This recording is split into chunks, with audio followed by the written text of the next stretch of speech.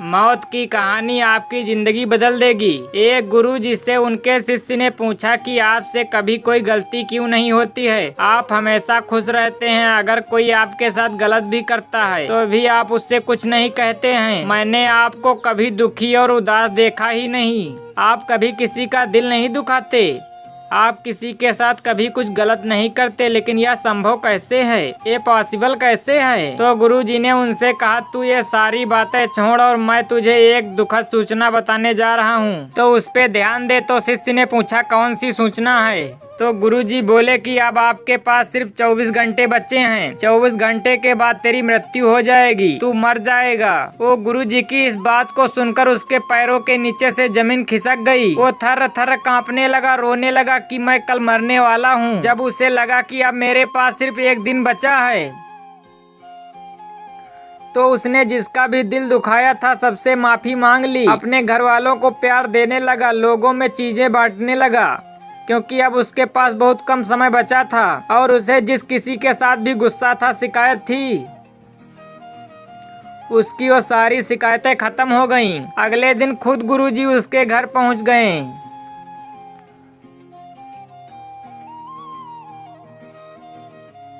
तो गुरुजी ने उनसे पूछा कि बताओ कि कल से लेकर अभी तक तुमने कोई गलत काम किया?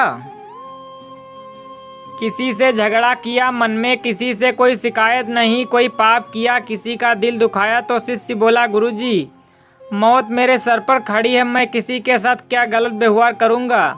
बल्कि मैंने सबसे माफी मांग ली और सबको माफ कर दिया। अब मैं मरने ही वाला हूँ, तो जिंदगी से मुझे और क्या शिकायत हो सकती है? तो गुरुजी ने उससे कहा कि यही तेरे सवाल का जवाब है। तूने कल मुझसे पूछा था कि मुझे किसी से शिकायत क्यों नहीं होती है, मैं उदास क्यों नहीं होता, मैं दुखी क्यों नहीं होता। मेरे साथ कोई गलत चलता है तो भी मैं उसके साथ अच्छा चलता हूँ। इन सारी बातों का यही जवाब है कि मैं अपनी मौत को कभी नहीं भूलता। मुझे यह हमेशा याद रहता है कि मेरे पास लिमिटेड टाइम है। मैं यहाँ कुछ समय के लिए आया हूँ और एक दिन मृत्यु आकर के मुझसे मेरा जीवन छीन लेगी। तो जो भी समय मेरे पास बचा है वो मैं रोने में, दुखी होने में, शिकायत करने में, लोगों के साथ गलत व्यवहार करने में क्यों खत्म करूं? जिंदगी में जो भी वक्त मेरे पास बचा है उसे हमें खुश होकर गुजारे। मैं अपने वक्त से खुद को और लोगों को ज्यादा से ज्यादा खुशियाँ दे सकूं। काश हमें भी इस बात का एहसास हो जाए कि जो हमें जिंदगी मिली है वो हमेशा के लिए नहीं मिली है। जैसे हर चीज की एक एक्सपायरी डेट होती है, ऐसे हमारे शरीर की भी एक एक्सपायरी डेट है। एक ना एक दिन मृत्यु आती ही है। एक व्यक्ति की मौत से दोस्ती हो गई, मित्रता हो गई, तो उसने मौत से कहा कि अब तो तू मेरी दोस्त हो गई है, हम दोस्त हैं, तू मुझे मत मारना। तो मौत ने कहा, यह मेरे हाथ में नहीं है, ये प्रकृति का नियम है, जो भी इस दुनिया में आया है उसे मरना ही पड़ेगा। तो उसने कहा, ठीक है।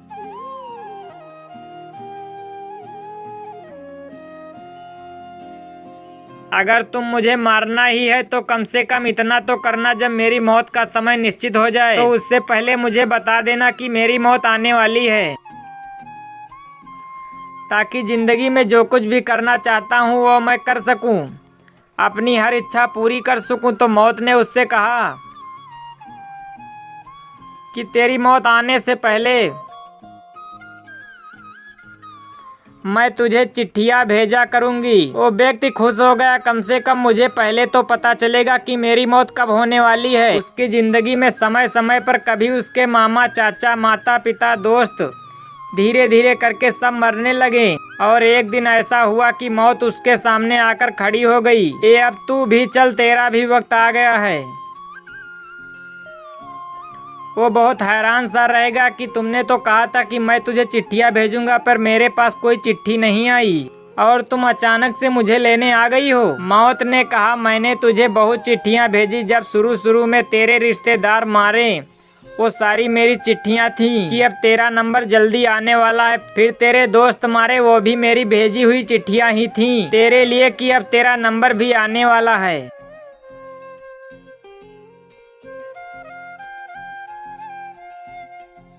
वास्तविकता में यह कहानी हमारी ही है। हमें भी मौत चिट्ठियां भेजती रहती हैं कि आज ये मेरा मर गया, आज वो मर गया, लेकिन हमें होश नहीं होता है, हमें ये एहसास ही नहीं होता है कि एक दिन हमारा भी समय खत्म होगा।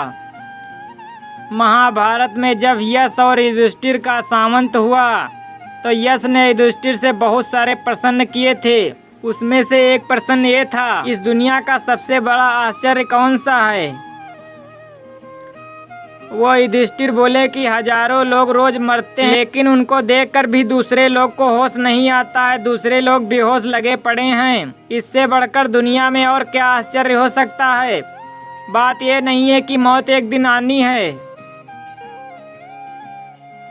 बात यह है कि क्या हम जिंदगी जी रहे हैं या हम अपनी जिंदगी ऐसे बर्बाद कर रहे हैं। आपकी जो भी उम्र है, आप गौर करके देखो अपनी जिंदगी की तरफ कि आप अपनी जिंदगी में कितना खुश रहे, कि आपने जिंदगी में कितनों को खुशी दी, कितनों की जिंदगी बनाई, इतना की मदद की, कितनों की मदद की, कितनों का दुख दूर किया करते हैं कि जब हम इस दुनिया में आते हैं ना तो रोते रोते आते हैं। हम तो रोते हैं लेकिन यह दुनिया हमको देखकर बहुत खुश होती है, बहुत हंसती है, लेकिन हम अपनी ज़िंदगी में कुछ ऐसा कर जाएं कि जिससे हम दुनिया से जाएं, हम तो हंसते हंसते जाएं और ये दुनिया हमको रो के याद करती रहे। अगर हमें भी ये एहसास बना रहे, ये याद बनी रहे कि हमारे पास सीमित समय है, तो किसी से क्या नाराज़गी रहेगी, किसी से क्या गुस्सा रहेगा, किसी से क्या झगड़ा रहेगा। सारी मुसीबतें ही दूर हो जाएंगी, हर दुख आपको छोटा लगने लगेगा। अगर आपको यह एहसास हो जाए कि आपकी जिंदगी हर दिन आपके हाथ से निकल रही है, आपका वक्त आपके हाथ से निकल रहा है, ये सब सोच के आपको डरने की बिल्कुल भी ज़रूरत नहीं है।